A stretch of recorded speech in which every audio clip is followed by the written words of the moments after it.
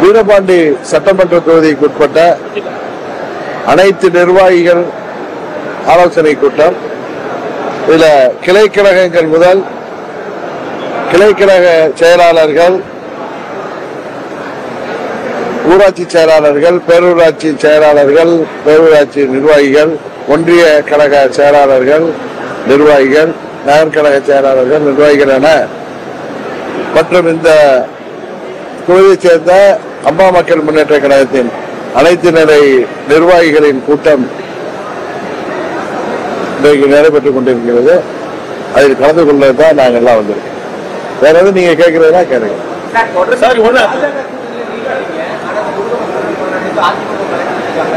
உங்களுக்கு அழைப்பு இருக்கு, அதை எப்படி பாக்குறீங்க? இன்னொரு பெரியார் அண்ணாவையும் பண்ணிருக்காங்க. அதிமுக வந்து அந்த மௌனம் காத்துவதற்காக அதாவது RSSல இருந்து மூத்த நிர்வாகிகள் வந்து அம்மா மக்கள் முன்னேற்ற கழகத்திற்கு கடந்த மாதமே அழைப்பெல்லாம் கொடுத்திருக்காங்க. அது மாதிரி அந்தந்த பகுதிகளில் இந்து முன்னணி மற்றும் பாஜக நிர்வாகிகள், எங்கள் கட்சியின் நிர்வாகிகளை, முக்கிய நிர்வாகிகளை எல்லா பகுதியிலும் அழைத்திருக்காங்க. அன்றைய தினத்தில் வேற வேலை இருந்ததுனால நாங்கள் அங்கே போக முடியல. மற்றபடி இந்து முன்னணி நடத்திய அந்த மாநாட்டில் தந்தை பெரியார், பேரறிஞர் அண்ணா மற்றும் திராவிடத்தை பற்றி அவர்கள் அந்த டாக்குமெண்ட்ரி காமிக்கிறப்ப அந்த வார்த்தைகள் அவர்கள் தவிர்த்திருக்க வேண்டும். காரணம், கூட்டணி கட்சிகள் குறிப்பாக அம்மா மக்கள் முன்னேற்ற கழகம் மற்றும் அண்ணா திராவிட முன்னேற்ற கழகம் போன்ற கட்சிகள் எல்லாம் பேரறிஞர் அண்ணா அவர்களின் வழிவந்தவர்கள். பேரறிஞர் அண்ணா அவர்களை எங்கள் வழிகாட்டிகளாக ஏற்றுக்கொண்டு புரட்சி தலைவரும் புரட்சி தலைவி அம்மா அவர்களும் காட்டிய பாதையிலே செயல்படுவார்கள். அதில் இந்து முன்னணி மாநாட்டில் அந்த நிகழ்வை தவிர்த்திருக்க வேண்டும். உண்மையே அது வருத்தம் அளிக்கிற ஒரு நிகழ்வு. நீங்க கேட்பீங்க, அங்க முன்னாள் அமைச்சர்கள்லாம் இருந்தாங்களே, அவை நாகரிகம் கருதி ஒரு சபையில போயிருக்காங்க, ஒரு நாகரிகம் கருதி அமைதியா இருந்துட்டு வெளியில வந்துதான் முன்னாள் அமைச்சர் ராஜேந்திர பாலாஜி உங்களை சந்தித்த போது அதுக்கு கண்டனம் தெரிவிச்சிருக்கிறார். இது போன்ற மாநாடுகள்ல எல்லாரையும் கூப்பிட்டிருக்காங்க. ஈவன் திமுக நிர்வாகிகளை கூட அவர்கள் போய் அழைத்தார்கள். அப்படி அழைத்து விட்டு இன்றைக்கு இங்க அது போன்ற ஒரு படக்காட்சியை காண்பித்தது உண்மையிலேயே கண்டனத்துக்குரியது. அரசியல் மாநாடாக இல்ல, பக்தி மாநாடு, தமிழ் கடவுள் முருகன் அவர்களை பற்றிய முருகனை விளங்குகின்ற மாநாடு, அதை இந்து முன்னணி நடத்தியிருக்காங்க. அதுல அரசியல் இயக்கங்கள் பின்னணியில் இருக்கிறதுனால அது அரசியல் மாநாடாக எதிர்கட்சிகள் பார்க்கின்றன. மற்றபடி அது உண்மையிலேயே பக்தி மாநாடு தான்.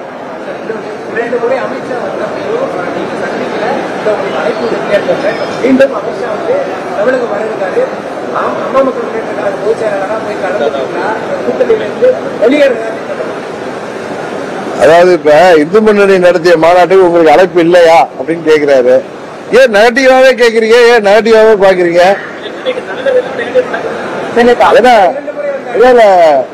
இல்ல 2 மணி வந்த பேர நாங்க பாக்கணுங்கிற அவசியம் எதுவும் இருக்கா? அவர் வந்தது முதல்ல வந்தது அதிமுக இணைப்புக்காக கூட்டணியில, 2வது முறை வந்தது அவங்க கட்சியுடைய மீட்டிங்கு.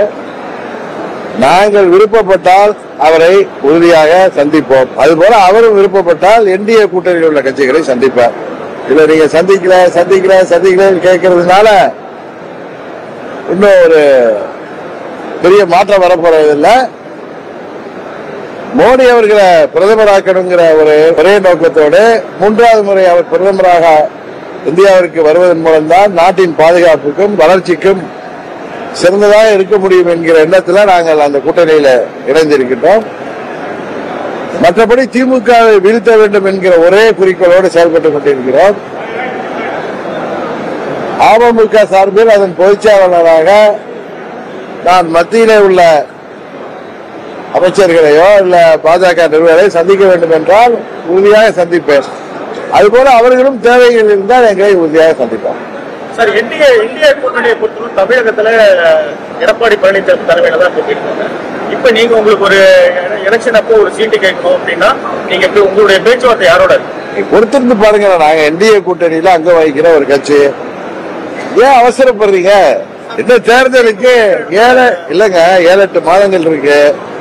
அந்த நேரத்துல பார்த்துக் கொள்ளலாம். சார், இந்த மாநாட்டுக்கு பின்னால் வந்து இந்து மதத்தை சீண்டுவதை திமுக உள்ளிட்ட திராவிட கட்சிகள் நிறுத்துமா சார்? அதாவது எந்த ஒரு மதத்தையும் சீண்டி எந்த ஒரு கட்சியும், எந்த ஒரு அரசியல் கட்சியும் இல்லை, எந்த ஒரு நபருமே, தனி நபருமே அது அமைப்பாக இருந்தாலும் செய்யக்கூடாது. துரதிருஷ்டவசமாக தமிழ்நாட்டில் சிறுபான்மையினருக்கு பாதுகாப்பாக இருக்க வேண்டும் என்பது உண்மை. அதே நேரத்தில் இந்துக்களுக்கு எதிராக பேசினால்தான் சிறுபான்மையினர்கள் தங்களுக்கு வாக்களிப்பார்கள் என்ற ஒரு தவறான எண்ணத்தில் நிறைய கட்சிகள் தவறாக செயல்படுகிறார்கள். நானும் இந்துதானே, பிறந்திருக்கிறது இந்துதானே, அதனால இந்துக்களை எவ்வளவு இழிவுபடுத்தினாலும் ஒன்று சொல்ல மாட்டார்கள் என்று திமுக உட்பட பல கட்சியின் தலைவர்கள் பேசி வருகிறார்கள். அவர்களுக்கு உறுதியாக இவர்கள் இது போல செய்வதனால இந்துக்கள் இன்றைக்கு அவர்கள் மீது மிகவும் அதிருப்தியாக இருப்பது உண்மை. அது உறுதியாக இந்த தேர்தலில் பிரதிபலிக்கும்.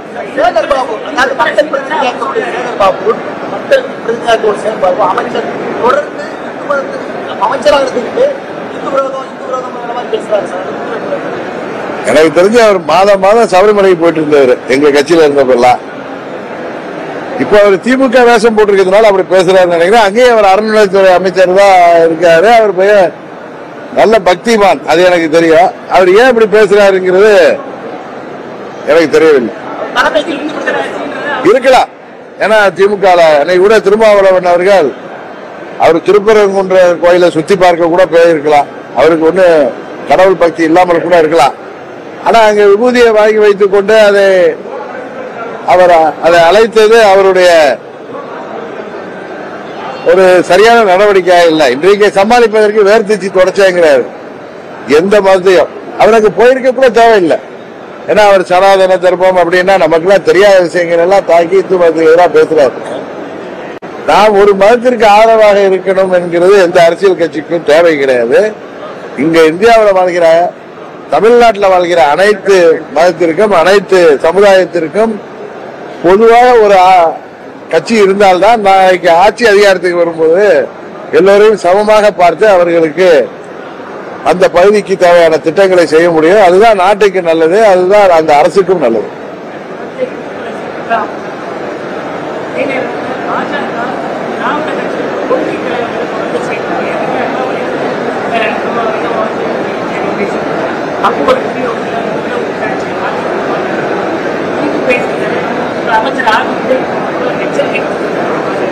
அதாவது எனக்கு தெரிந்து தந்தை பெரியார் அவர்களுக்கும் கொள்கைக்கு நேரெதிரமா இருக்கிறதால பெரியாருக்கு எதிரான கருத்துக்களை சொல்வார்கள். அதே நேரத்தில் திராவிட கட்சிகள் அவங்க கூட்டணியில இருந்தாலும் இல்லை என்றாலும் எங்கள் தலைவர்களை பற்றி தரைக்குறைவாக பேசும் பொழுதோ இல்ல அவர்களுக்கு எதிரான கருத்துக்களை சொல்லும் பொழுதோ அதை கடுமையாக நாங்கள் எதிர்த்து வருகிறோம். சார், இப்ப பாஜகவை பொறுத்தவரைக்கும் 26ல வெற்றி பெற்றால் கூட்டணி ஆட்சி அப்படின்னு சொல்லி சொல்றாங்க. நீங்க இதை எப்படி பாக்குறீங்க? கூட்டணி ஆட்சி தான், தேசிய ஜனநாயக கூட்டணி ஆட்சி தான். நான் அன்றையில இருந்து அதான் சொல்றேன். ஆட்சியே சார், ஆட்சியில கூட்டணி. தேசிய ஜனநாயக கூட்டணியின் நிலைப்பாடு எப்பயுமே அப்படிதான். நீங்க பாத்தீங்கன்னா 2014ல பிரதமர் மோடி அவர்கள் முதலாக வெற்றி பெற்ற போதும் சரி, 19ல வெற்றி பெற்ற போதும் சரி, அவர்களுக்கு அறுதி பெரும்பான்மை இருந்தது போதும் கூட்டணி கட்சிகளுக்கு மந்திரி சபையிலே வாய்ப்பளித்தார்கள். அதுதான் தேசிய ஜனநாயக கூட்டணி ஆட்சிங்கிறதுக்கான அர்த்தம். அதுதான் நான் நினைக்கிறேன். மாநில சுயாட்சிக்கும் தொடர்ந்து நம்ம வலியுறுத்தி வரோம். இல்ல, மாநில சுயாட்சிங்கிறதுக்கும் மாநில கூட்டாட்சி இருக்கிறதுக்கும் நீங்க ஏன் தேவையில்லாம கன்ஃபியூஸ் ஆகிறீங்கன்னு தெரியல.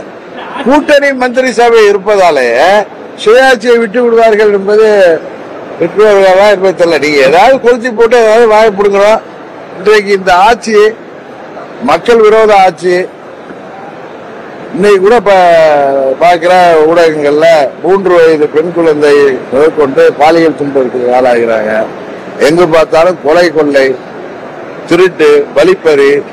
தனியாக வீட்டில் இருக்கிற தம்பதிகள், முதியவர்கள் இந்த பக்கங்கள்லாம் தோட்ட வீடுகளில் இருப்பவர்களுக்கெல்லாம் உயிருக்கு பாதுகாப்பு இல்லாத சூழ்நிலை. இன்னும் சொல்ல போனா விவசாயிகள், அரசு ஊழியர்கள், ஆசிரியர்கள் என அனைத்து தரப்பு மக்களுமே இன்றைக்கு சாலைக்கு வந்து தேர்தல் நேரத்தில் இந்த ஆட்சியாளர்கள் சொன்ன வாக்குறுதிகளை தேர்தலுக்கு முன்பு சொன்னதை நிறைவேற்றணும்னு போராட்டம். அது மருத்துவர்களாக இருந்தாலும் சரி, செவிலியர்களாக இருந்தாலும் சரி, நெசவாளர்களாக இருந்தாலும் சரி, அனைத்து தரப்பு மக்களுமே, ஈவன் மாற்றுத்திறனாளிகள் கூட போராடுகின்ற சூழ்நிலை தான் இன்றைக்கு இருக்கிறது. சட்டம் ஒழுங்கு சந்திச்சிருக்குதுன்னு எல்லாருமே சொல்றாங்க. இன்னும் சொல்ல போனா போதை மருந்து கலாச்சாரம் தமிழ்நாட்டில் பட்டி தொட்டி எல்லாம் பரவி கிடக்கிறது.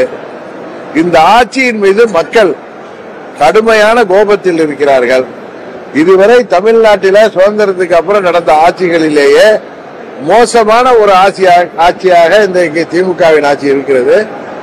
உறுதியாக 26 தேர்தலில் தமிழ்நாட்டு மக்கள் என்னதான் திமுக கூட்டணி பலம் இருந்தாலும், பணபலம் இருந்தாலும், தேர்தல் நேரத்தில் ஆட்சி அதிகாரம் இருந்தாலும், அவர்கள் திராவிடம், தமிழ் என்று சிறுபான்மையின் பாதுகாவலர் என்று மக்களை ஏமாற்ற முயன்றாலும் உறுதியாக தமிழ்நாட்டு மக்கள் அவர்களுக்கு இந்த தேர்தலிலே படுதோல்வியை தருவார்கள்.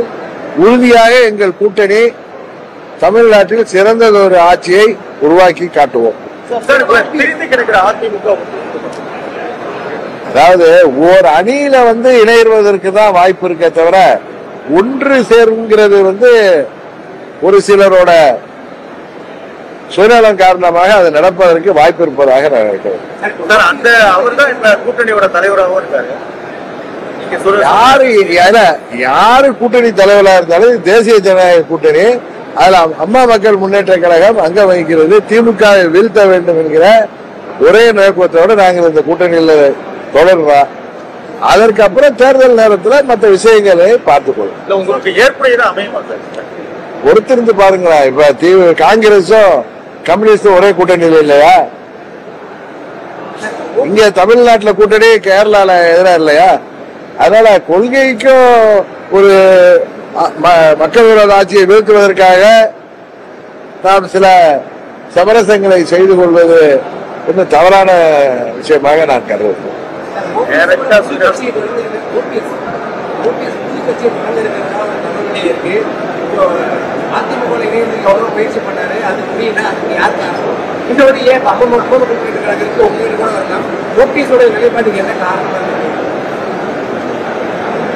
நீங்க வித்தியாசமெல்லாம் புதுசு புதுசா கேட்கணும்ட்டு இல்லாத கருத்தெல்லாம் சொல்லி கேட்டுட்டு இருக்கீங்க. உங்களோட இணையலாம், அவர் வந்து புது கட்சி தொடங்கலாம். ஏன் தொடங்காம இருக்காரு?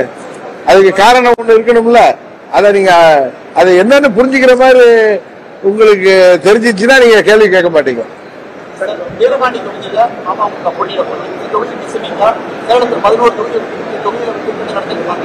சேலத்துல 11 தொகுதி இருக்கு. முதலாக எங்க கழக பொருளாளர் அவருடைய தொகுதியில நாங்க சட்டமன்ற தொகுதியில நிர்வாகிகள் கூட்டம், தேசிய ஜனநாயக கூட்டணி வெற்றி பெறுவதற்கான கூட்டம். நீங்க வந்து இந்த தொகுதியில நீங்க போட்டிடுவீங்களா இல்ல வீரபாண்டி செல்வம் போட்டிடுவாரான்னு நீங்க கேட்பது பத்திரிகை தர்மம்னா, நான் அதுக்கு எங்க கட்சி போட்டிடுன்னு சொன்னா அதை ஒண்டி பத்திரிகை தர்மத்தை மீறி விட்டதா நீங்க தொலைக்காட்சியில ஒண்ணு இல்லாத விஷயத்த ஊதி பெருசாக்குறீங்க.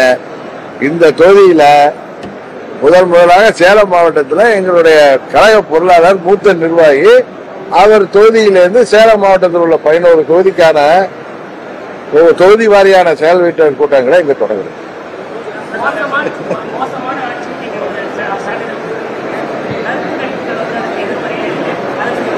அதெல்லாம் எதிர்மறையா நாட்டு நடப்பு கருத்து கேட்கிறவங்களுக்கு தெரியாது. ஏன்னா அவங்க கருத்து திரிப்புகள் மக்களுக்கு தெரியாதாங்க. இங்க என்ன நடக்குது, இங்க கூலிப்படைகள் அட்டகாசம் என்ன, விலைவாசி எப்படி எல்லாம் உயர்ந்து போயிருக்கு, மின்கட்டணம் எத்தனை முறை உயர்த்தப்பட்டிருக்கு, ஒரு குடும்பத்துக்கு 1000 ரூபாய் கொடுக்கறாங்களே தவிர இன்றைக்கு இந்த ஆட்சியில 4 ஆண்டுகள்ல விலைவாசி ஒவ்வொரு அந்த 1000 ரூபாய்க்கு பதிலாக 10,000 ரூபாய் விலைவாசி ஏறி இருக்கு ஒரு குடும்பத்துக்கும். இந்த 1000 ரூபாய்க்கு டாஸ்மாக் கடைக்கு போகுது. அதனால கருத்து திரிப்புகள் தானே தவிர மக்களுடைய கருத்து தேர்தல் நேரத்தில் உறுதியாக அது வெளிப்படும்.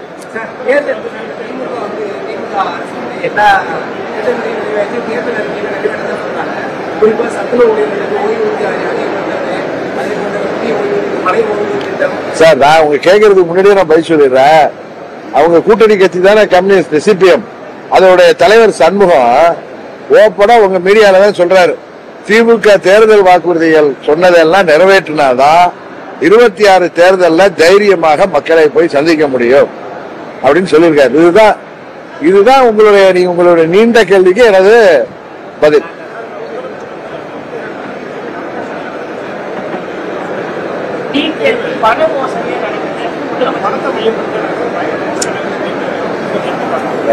இந்தியா முழுவதும் நீட் தேர்வு நடக்குது. சில இடங்கள்ல மோசடிகள் நடப்பது உண்மை. அதையெல்லாம் அந்த போர்டெல்லாம் சரி செய்து நடத்துவார்கள்.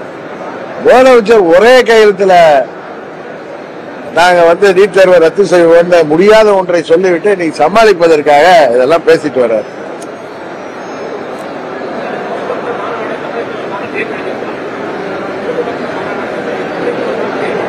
அது நீங்க ஊடகத்தை சேர்ந்த நீங்கள் தான் சொல்லணும்.